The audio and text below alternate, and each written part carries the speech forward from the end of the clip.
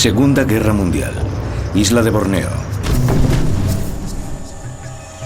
7 aviadores norteamericanos se enfrentan a una lucha por la supervivencia en la densa jungla. Nativos con lanzas y cerbatanas. Cazadores de cabeza, según los rumores. Y soldados japoneses dándoles caza. En su auxilio, un inconformista comandante británico decidido a hacer la guerra a su manera. Solo hay una regla para la guerra en la jungla. Que no te huelan antes de que te oigan. Que no te oigan antes de que te vean. Y por encima de todo, que no te vean. Juntos acometerán una de las evasiones más audaces de la historia de la guerra.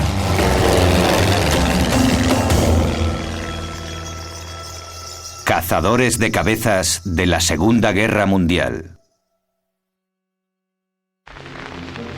16 de noviembre de 1944.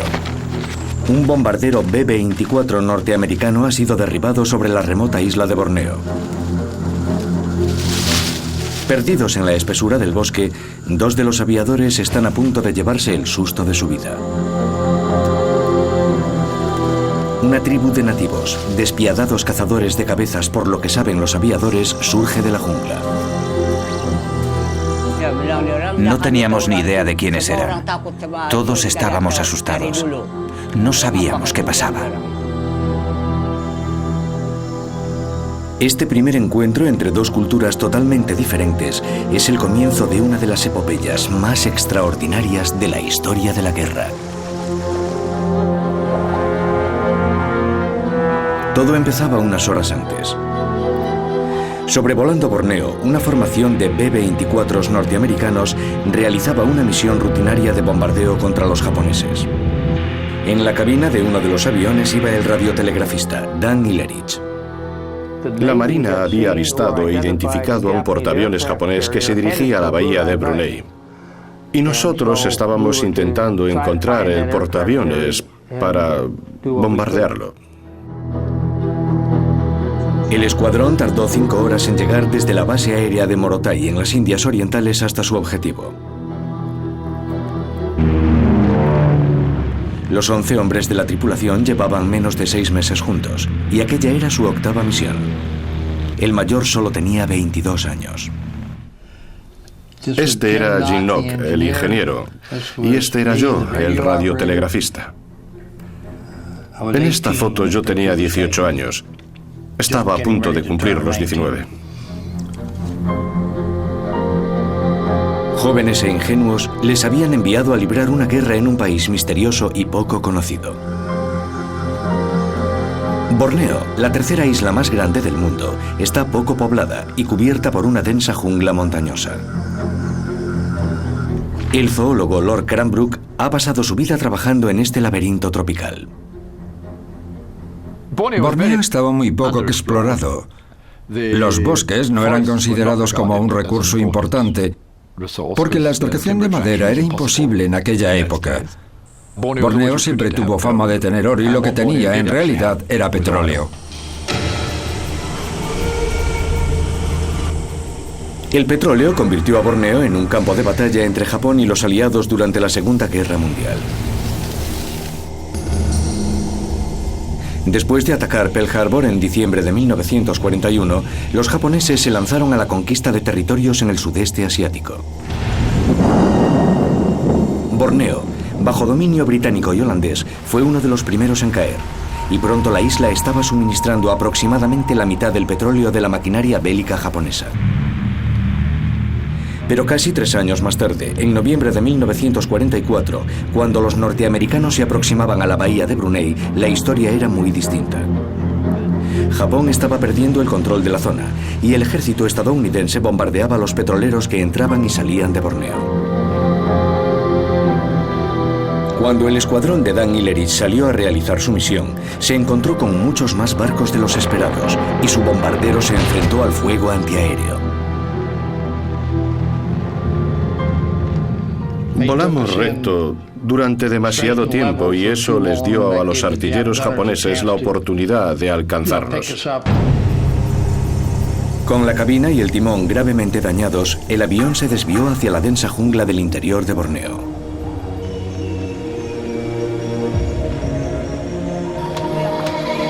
Bajo estos árboles el drama se desarrollaba ante los ojos de los nativos.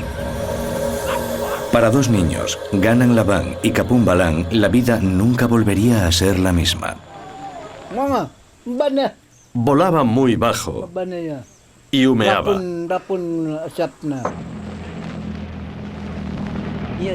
Todo lo que podíamos oír era el ruido. Y después vimos el humo. Eso fue todo lo que vimos. Cuando llegó a Long Kasurum, vimos unos paracaídas descendiendo.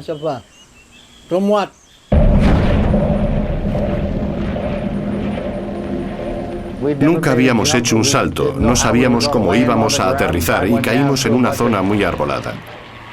Creo que fue ahí donde me ensangrenté toda la cara.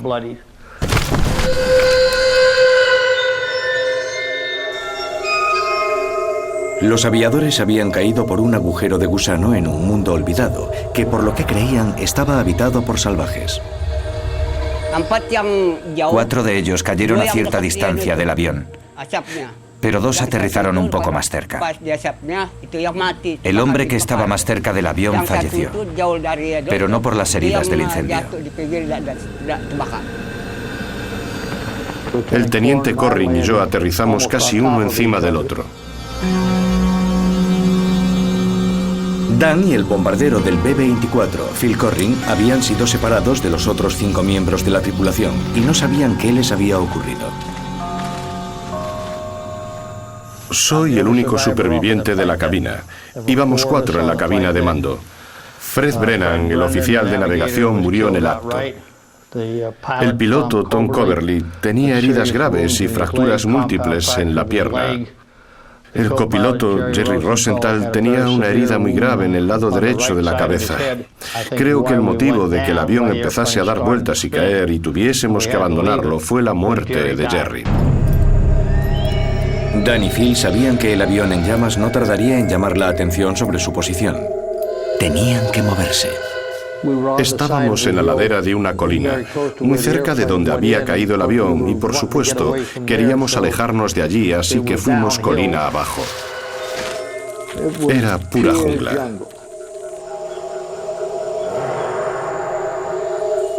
No sabíamos dónde estábamos, ni con quién tendríamos que tratar, así que teníamos que intentar organizarnos de alguna manera.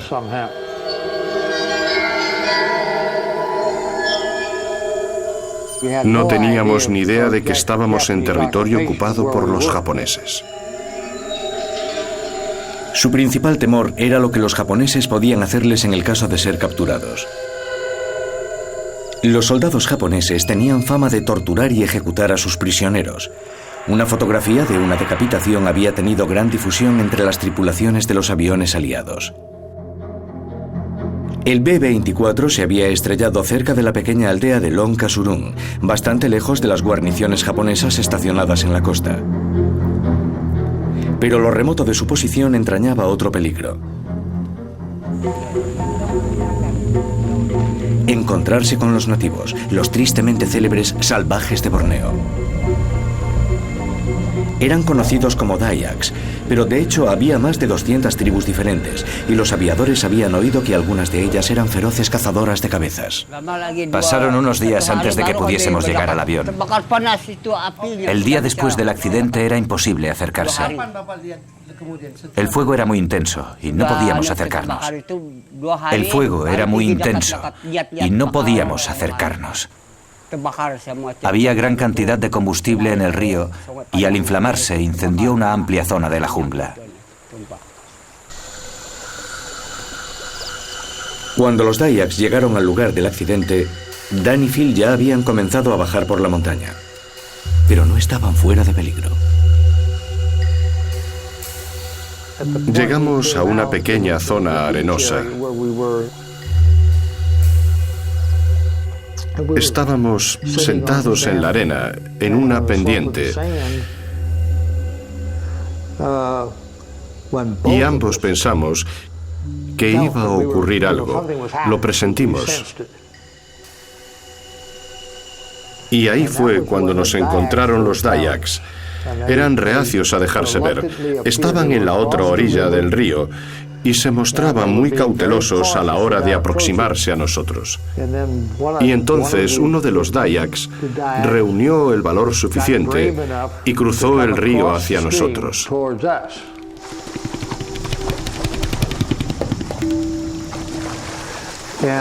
Cuando subía al banco de arena, vio la funda de la pistola y de repente empezó a gritar: USA, USA, Estados Unidos. Dan y Phil no podían entender cómo esos presuntos salvajes habían oído hablar de los Estados Unidos. De hecho, esta tribu, llamada Lundaye, ya había conocido a unos compatriotas de los aviadores. En los años 30, unos misioneros protestantes estadounidenses se habían aventurado en el interior de Borneo. El reverendo John Wilfinger había tenido un éxito notable y muchos Lundaye estaban evangelizados.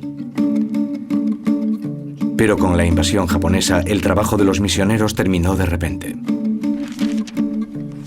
La historiadora y escritora Judith Hyman ha vivido en diversos países del sudeste asiático, incluido Borneo. Capturaron a la mayoría de los misioneros, los llevaron a un campamento y allí los asesinaron junto a sus esposas e hijos. Eso horrorizó. Sencillamente horrorizó a los Lundaye. Su misionero favorito, John Wilfinger, quien se había salvado porque estaba en el interior, se entregó y le llevaron a Tarakan, donde lo ejecutaron en Nochebuena.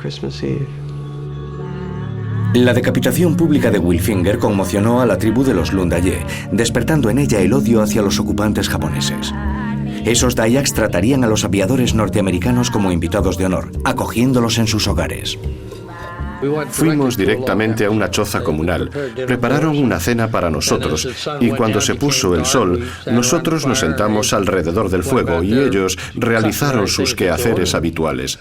Nos enseñaron dónde teníamos que acostarnos y pasamos la noche. Los jóvenes estadounidenses habían encontrado refugio entre una gente que, según creían, eran temibles salvajes, pero seguían sin tener idea de cómo podrían salir de la jungla. Lo que los aviadores no sabían era que en Londres se gestaban planes secretos que transformarían la guerra en Borneo y les llevarían a un insólito salvador.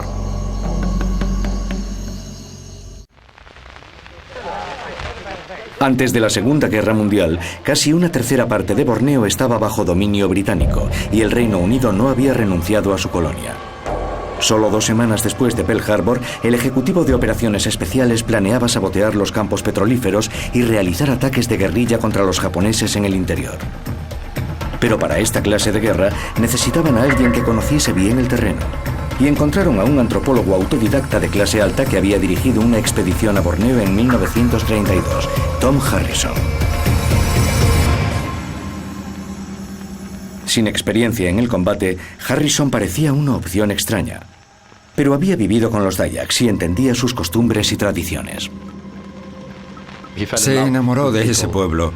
Los encontraba muy agradables, que lo son. Son muy atentos, muy educados.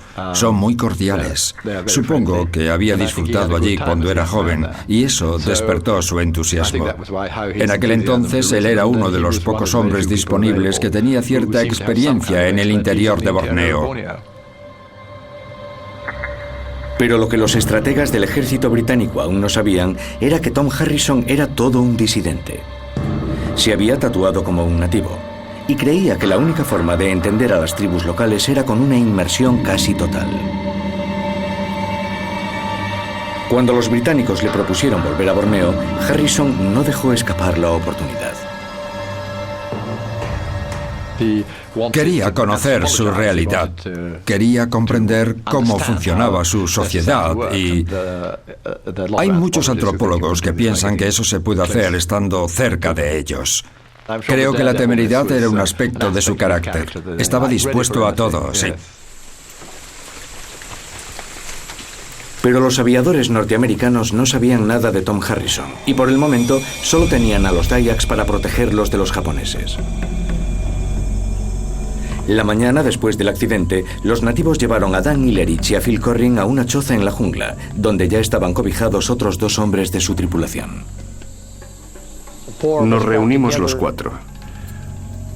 Eddie estaba ciego. No podía ver por un corte y diversas heridas en los ojos. Nos quedaríamos allí hasta que Eddie pudiese ver y pudiese andar.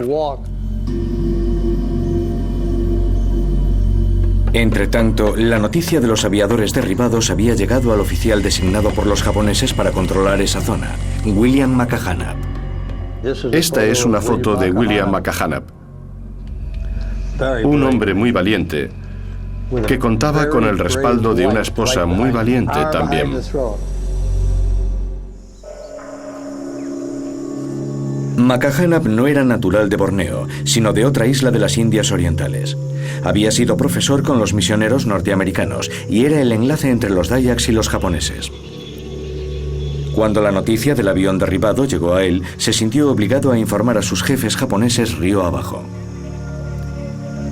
Pero aunque oficialmente respondía ante los japoneses, las lealtades de Makahanab estaban en otra parte. Aún sigue siendo cariñosamente recordado por nativos como Belapang Baru. Aquel hombre fue muy bueno con el pueblo. Así era Makahanab. Trabajaba como oficial de zona aquí.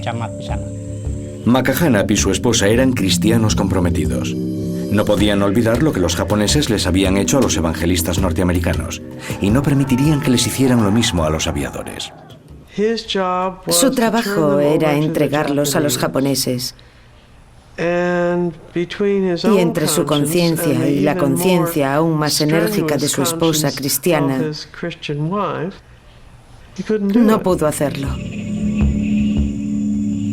En vez de eso, Makahanab se reunió con los jefes Dayak locales para ocultar a los aviadores. Pero encontrar un buen escondite presentaba sus propios problemas. A causa de sus creencias cristianas, muchos de los recién convertidos Dayaks serían incapaces de mentir si los japoneses los interrogaban. Así que Makahanab necesitaba trasladar a los aviadores a una zona que no hubiese sido evangelizada. Makahanab nos llevó hacia el oeste, adentrándose en zonas no cristianas.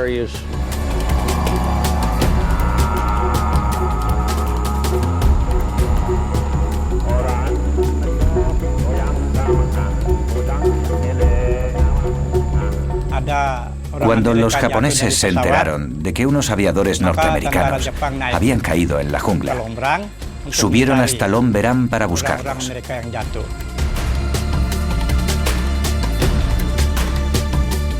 Long Beran era la circunscripción administrativa de Makahanab y también el lugar donde vivía con su joven familia. Los japoneses supieron por el oficial de zona que los aviadores habían caído en los alrededores, pero no que los Dayaks los estaban escondiendo en lo profundo de la jungla. Construimos 2 chozas para los estadounidenses. Pasaron la primera noche en una choza y la segunda los trasladamos río arriba, hacia un pequeño arroyo, en una ruta por la que no pasaría nadie. Los japoneses enviaron una patrulla hasta Long Beran, decididos a sacar de su escondrijo a los aviadores de una vez por todas. Hubo un caos en la aldea. Los japoneses entraban y salían. Gente de otras aldeas venía a buscar a los estadounidenses. Yo les dije que se habían ido y que no sabíamos a dónde.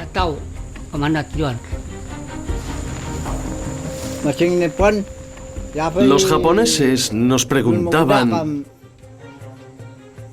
¿dónde estaban los aviadores? Querían encontrarlos, pero nosotros los habíamos escondido. La hostilidad japonesa hirió la sensibilidad de los Dayaks, que aún guardaban un hondo resentimiento hacia sus ocupantes. Además de decapitar a sus misioneros, los japoneses habían confiscado comida y bienes, matado al ganado y, lo peor de todo, maltratado a sus mujeres. Siempre molestaban a las chicas. Las perseguían. Por eso estábamos tan enfadados con ellos. Hubo una reunión en la aldea en la que se decidió matar a los japoneses. Decían, si no los matamos, entonces nosotros seremos las víctimas. Nos ejecutarán a todos.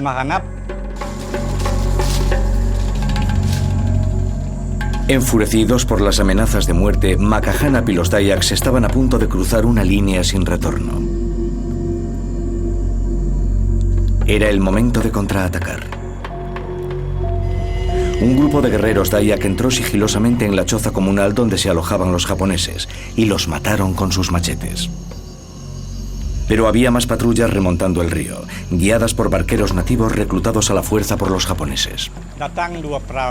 Venían 2 botes, puede que 3 o 4. El río estaba crecido en aquella época. Cuando llegaron a los rápidos de Lompaku, los barqueros saltaron y empezaron a arrastrar los botes río arriba. Después de remontar los rápidos, hicieron un campamento y los japoneses se pusieron a dormir dentro de los botes. Aún estaban dormidos cuando los barqueros volvieron y los mataron a todos a puñaladas.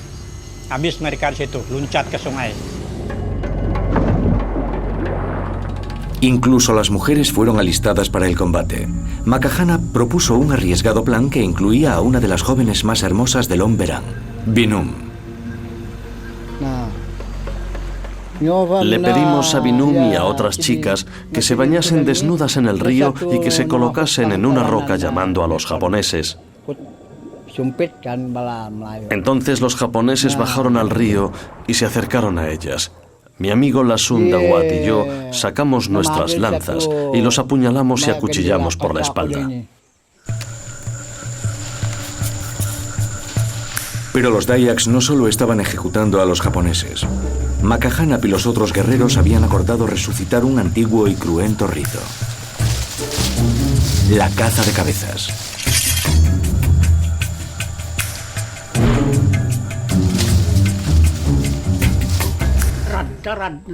Sí, los cortamos aquí, y aquí, y aquí.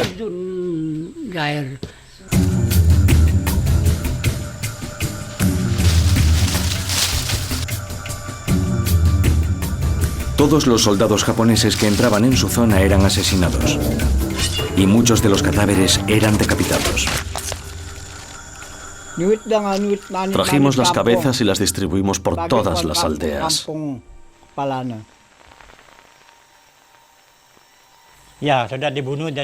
Tras coger las cabezas, las aldeas quedaron muy tranquilas.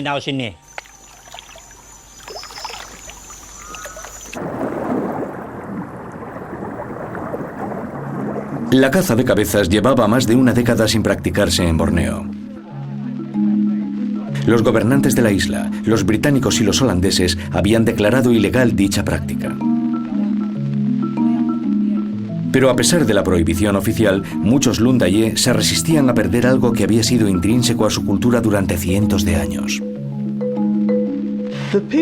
La gente que no se había convertido al cristianismo notaba un gran vacío en su religión.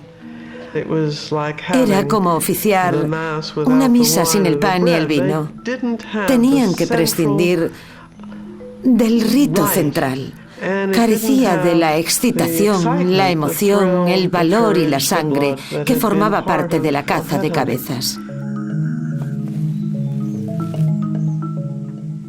Escondidos en lo profundo de la jungla, los aviadores estadounidenses no tenían ni idea de lo que acababa de suceder. Estaban a punto de presenciar un acontecimiento extraordinario que pocos occidentales han visto. Nos quedamos sin leña y sin machetes con los que cortar leña. Lo único que teníamos era arroz crudo. Estábamos en mala forma física. Y entonces vinieron a buscarnos y nos llevaron de vuelta a la aldea, a la choza comunal. Y allí nos encontramos con las cabezas ahumándose sobre la hoguera.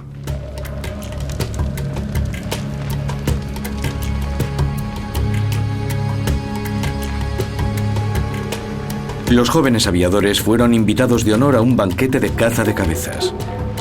Una celebración con comida, bebida y bailes que duraría varios días.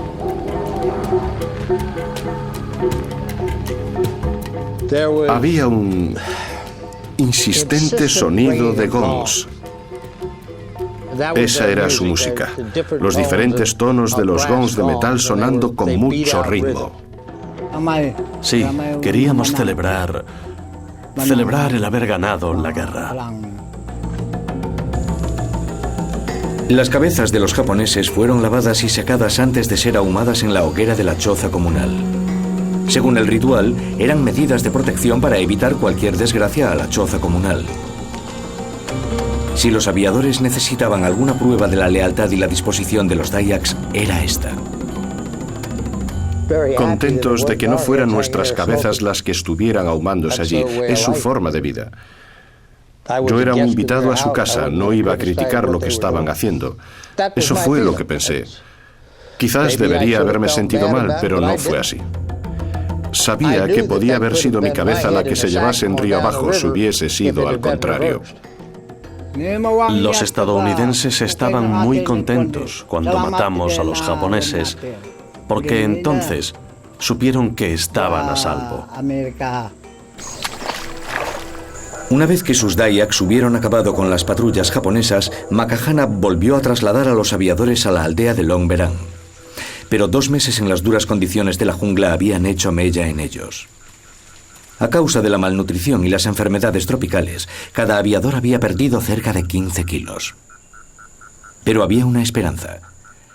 El antropólogo Tom Harrison estaba a punto de saltar en paracaídas sobre Borneo. Y a diferencia de los norteamericanos, su salto estaba planificado.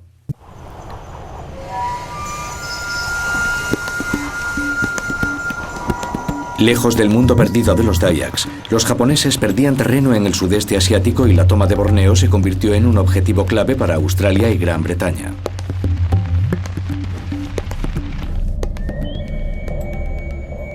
En junio de 1944, Tom Harrison, comandante británico, fue enviado a Australia, a una unidad de fuerzas especiales conocida como Fuerza Z. El antropólogo metido a soldado dirigiría una unidad de comandos para comenzar las operaciones de guerrilla y también para intentar rescatar a todos los aviadores aliados que encontrasen. Sabía que había estadounidenses antes de llegar y tenía instrucciones de hacer todo lo posible para encontrarlos y sacarlos de allí. Entre los comandos de Harrison estaba un joven sargento, Jack Tredre. Cada uno de nosotros tenía su especialidad en el equipo. Yo era el médico del equipo. Teníamos un radiotelegrafista, un especialista en armamento y además cada uno de nosotros tenía que saber hacer el trabajo de los otros. El plan oficial era entrar en Borneo por la costa y remontar el río hacia el interior. Pero Harrison propuso una idea radicalmente diferente: saltar en paracaídas directamente al interior, donde los Dayaks podrían estar más dispuestos a cooperar con los aliados. Durante la expedición realizada 13 años antes, Harrison había oído rumores sobre la existencia de una zona llana y fértil en el centro de la isla. Nos adentramos bastante, pero hacia el interior divisamos una gran cadena montañosa. Y oímos que detrás de ella había una especie de Shangri-La. Pero en el caso de que su Shangri-La existiera, ¿sería un lugar adecuado para el lanzamiento? A principios de 1945, Tom Harrison convenció a sus jefes militares para realizar un vuelo de reconocimiento desde la base de su unidad en las Indias Orientales. Al sobrevolar el interior de la jungla, con el follaje del bosque tropical desplegado a sus pies, resultaba casi imposible ver algo.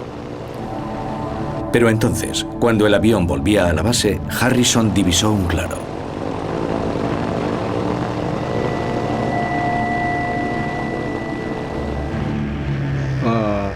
El primer día, el avión voló en círculos sobre nosotros. Estábamos muy asustados y pensamos, ¿qué demonios es eso? Entonces, el avión se fue.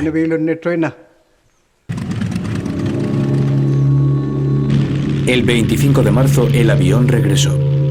La misión de Harrison y sus comandos estaba a punto de comenzar. Antes de subir al avión para realizar el salto, Tom Harrison, el jefe del grupo, abrió un bote y nos dio a todos una pastilla. Nos dijo, es la píldora letal, es cianuro. Si tenéis problemas, os la tomáis y ya está. El segundo día llegaron 4 aviones y se pusieron a dar vueltas. Después bajaron 8 hombres, saltaron en paracaídas. Nosotros miramos hacia arriba y se veían así de pequeños.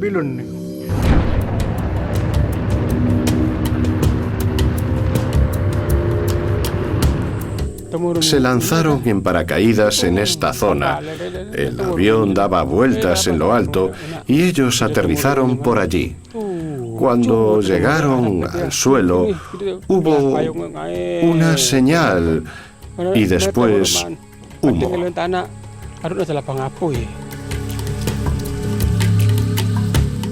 Poco después, un grupo de Kelabits, la tribu local, encontró a Harrison y lo llevaron a través de los campos hasta la choza comunal. Las cosas se volvieron terriblemente confusas. La reacción general fue de perplejidad, de asombro, junto con desesperadas tentativas de hacer preguntas por ambas partes. Lo primero que quisieron saber los Kelabits fue si éramos humanos y cómo habíamos salido del avión. La biógrafa de Harrison, Judith Kaiman, es una de las pocas personas capaces de leer los enrevesados garabatos de su diario de guerra. Esta es la primera página del diario después de que Tom aterrizase en Bario. Pasaron todo el día buscando contenedores estancos para lanzar en paracaídas las provisiones. Y después termina con Borak con signo de admiración.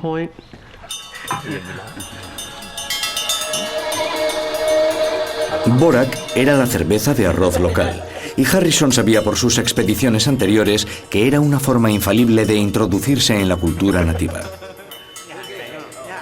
Al día siguiente, el comandante envió a Jack Tredre a su primera misión: distribuir medicinas entre los miembros de la tribu local. Dibujó un gran círculo en mi mapa y dijo, quiero que vayas a todos estos campongs, que averigües todo lo que puedas y que trates a todos los que puedas. Regalaron medicinas para demostrar a los nativos que los comandos de Harrison no se comportarían como los japoneses.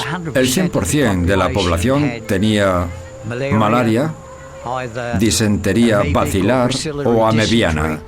Estaban en muy mal estado. Entretanto, a unos 80 kilómetros, los aviadores estadounidenses estaban a punto de saber quiénes eran los recién llegados. Pensamos, bien, tenemos otra tripulación. Makahana partió hacia aquella zona para ver si tenía otra tripulación que recoger, y entonces fue cuando se enteró de que Harrison estaba allí. Días más tarde, Makahana les llevó a los aviadores una carta de Harrison. Los americanos se dieron cuenta por su estilo excéntrico de que no se trataba de un oficial normal y corriente. Mi querido camarada, como inglés, más vale que empiece así. He traído un grupo de 8 hombres no solo para fastidiar a los japos, sino también para buscar hombres blancos perdidos y ayudarlos a escaparse de cualquier forma posible. Pedía que el oficial superior y los radiotelegrafistas que hubiese fuesen a verlo. Así que partimos para entrevistarnos con Harrison. Después de casi 5 meses esperando el rescate, Dan y Lerich y 2 aviadores más partieron hacia la base de Harrison. Tras una semana y media andando por la jungla montañosa, por fin conocieron a Harrison el 21 de abril. El comandante perdió poco tiempo con los saludos y rápidamente puso a Dan a trabajar con el radiotelegrafista australiano Bob Long. La primera es una fotografía mía tomada en 1941. Dan, era muy fácil trabajar con Dan. Era muy bueno con los números y los códigos. Era lento con el Morse. Cuando estás de brazos cruzados en una choza comunal durante 4 meses y un hombre te ofrece la oportunidad de ejercer tu oficio, no lo rechazas. Pensé que era una oportunidad de mantenerme ocupado y de echar una mano hasta que pudiesen sacarnos de allí. Con las comunicaciones por radio en funcionamiento, Harrison informó al ejército estadounidense de que algunos de sus aviadores desaparecidos habían sobrevivido en las junglas de Borneo. Entretanto, sus operativos comenzaron a adiestrar en las técnicas de guerrilla a los lugareños, utilizando malayo básico para hablar con la gran variedad de tribus de la zona. Yo trabajé con los Ivans, otros trabajaron con los Koyans, los Kenyans, los Miurats. Hay muchas tribus allí y todas tienen sus territorios. Pero aceptábamos a todo el que se ofreciese voluntario. Harrison estaba adaptándose a la cultura nativa. Iba descalzo y vestía la ropa local. Además, ignoró las órdenes oficiales de esperar a la invasión principal de Borneo y ordenó a sus guerrilleros que comenzasen a atacar a los japoneses. No podíamos permitirnos tener a nuestros entusiastas aliados mano sobre mano durante meses. Afortunadamente, pudimos combinar los negocios con el placer, por así decirlo. Al cabo de un par de meses, 3 patrullas completas habían caído en nuestras emboscadas. No eran muchas, pero hicieron que todo el interior pensara que estaban luchando por fin. Era un organizador brillante. Nos permitió librar nuestra guerra tal y como queríamos. Si alguna vez había habido reglas de combate en la guerra de guerrillas, Harrison estaba a punto de adaptarlas en su beneficio todavía más. Para aprovechar la destreza de los nativos en la selva, los convenció de que utilizasen una de sus armas de caza contra los japoneses, la cerbatana. Estaba con 2 nativos y uno de ellos me dijo: con tu Senapang Tuan, eso es rifle, puedes pegarle un tiro a alguien y no morirá necesariamente. Pero si uno de mis dardos envenenados le alcanza, aunque sea en el meñique, está muerto. Podías estar en medio de la jungla, a 5 metros de un sendero, y no se darían cuenta de que estabas allí. La jungla era muy densa y solo sobresaltaría esa punta. ¿Cierto? Sí. ¿Preparado, Jack? Sí. Harrison no tuvo ningún escrúpulo en utilizar veneno contra los japoneses. Sus memorias, escritas después de la guerra, desvelan el desprecio de Harrison hacia su enemigo y también dejan al descubierto el lado más oscuro del antropólogo. Los japos nunca pudieron hacer frente a las cerbatanas, y la mera sospecha de que había hombres con cerbatanas alrededor les inquietaba más que una docena de ametralladoras. No sé si estábamos infringiendo alguna regla de guerra. Francamente, no nos importaba.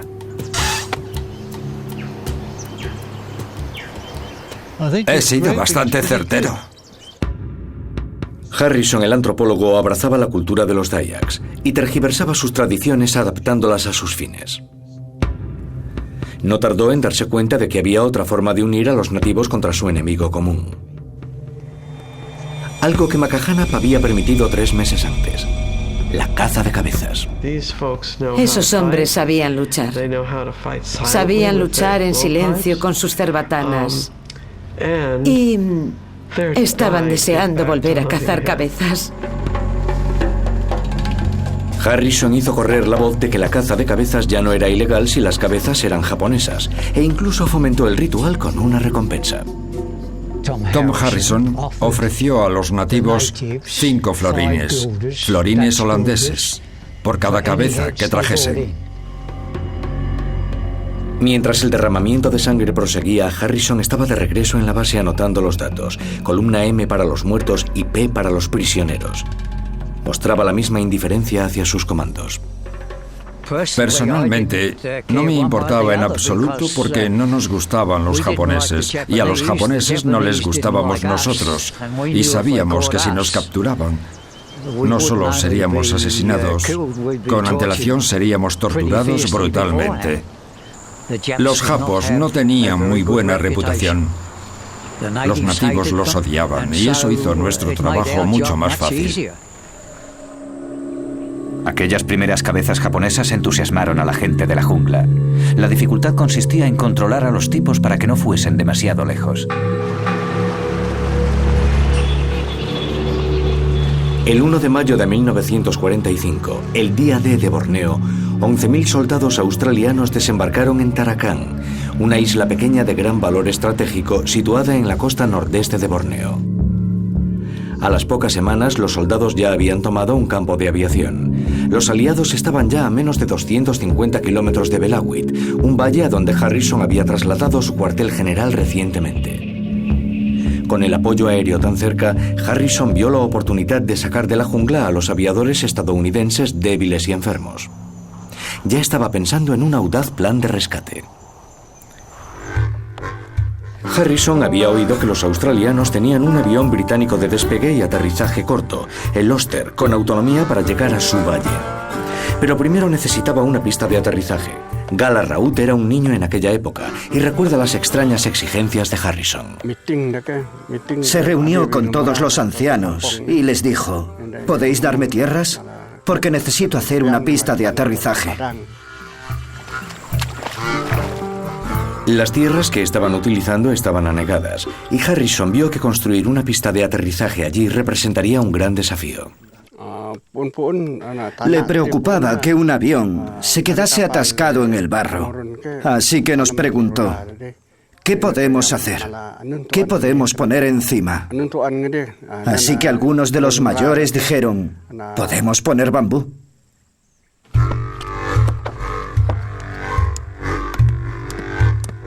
Estos son, con más de 80 años, algunos de los Dayaks que ingeniosamente adaptaron el bambú para hacer la pista de aterrizaje. Abrieron los troncos para hacer una pista de 90 metros de largo, supuestamente la longitud necesaria para que un Oster aterrizase y despegase.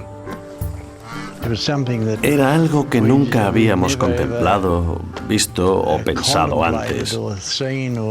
Imagino que probablemente ha sido la única pista de aterrizaje de bambú construida en el mundo. Con más de 1000 voluntarios, el proyecto se completó en menos de 2 semanas.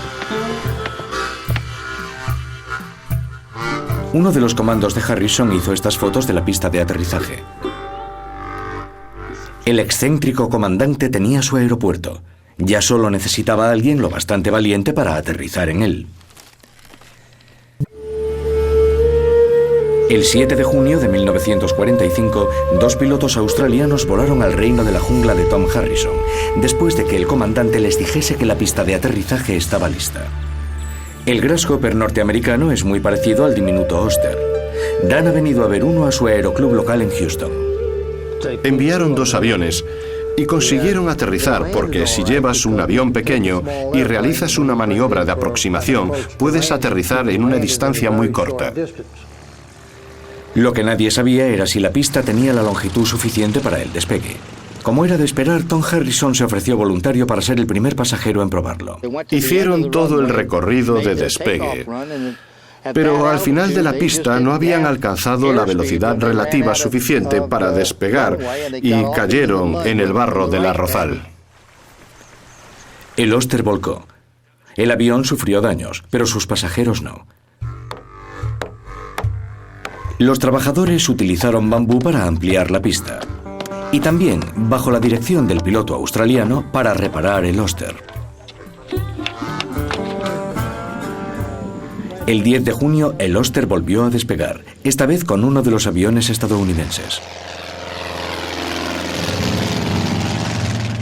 Cuando el avión aterrizó en Tarakan, el fuselaje se partió en 2, pero los hombres salieron ilesos.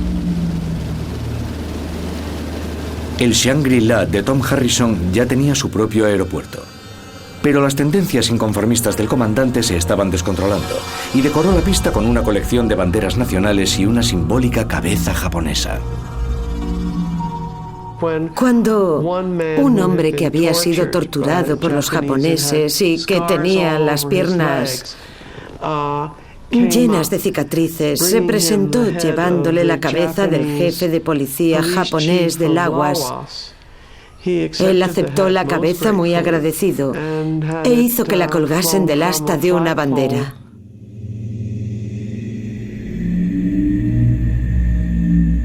A lo largo de las semanas siguientes, los demás aviadores fueron evacuados de uno en uno, desde la pista de aterrizaje de bambú. Pero uno de los norteamericanos no estaba listo para partir. Me ofrecí voluntario para quedarme todo el tiempo posible para poder seguir trabajando con Bob. Así que dije, vale, yo seré el último en salir, y eso nos dio un par de días más en los que pude ayudar en las comunicaciones. El 29 de junio, 7 meses después de haber saltado en paracaídas, Dan Ilerich fue evacuado en avión de Borneo. Menos de 2 meses después, una batalla librada con cerbatanas y machetes fue superada por la noticia de las bombas atómicas lanzadas en Japón.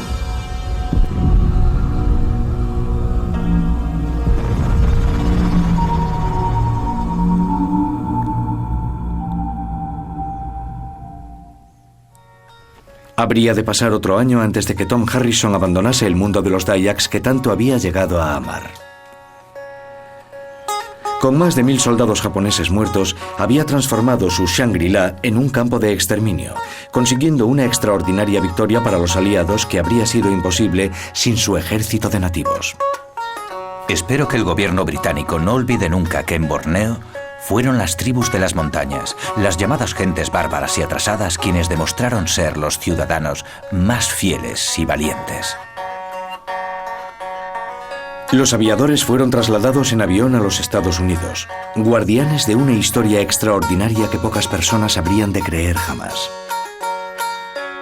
Dan Ilerich, el único que sigue vivo en la actualidad, no ha olvidado nunca lo que los Dayaks hicieron por él y por sus compatriotas estadounidenses. Nos tiramos en paracaídas en su comunidad en 1944. Y fueron lo bastante valientes como para aceptarnos, protegernos y evitar nuestra captura. Esos tipos sabían que corrían un gran riesgo cuando comenzaron las operaciones contra los japoneses. Para mí son héroes. Si no, yo no estaría hablando con usted.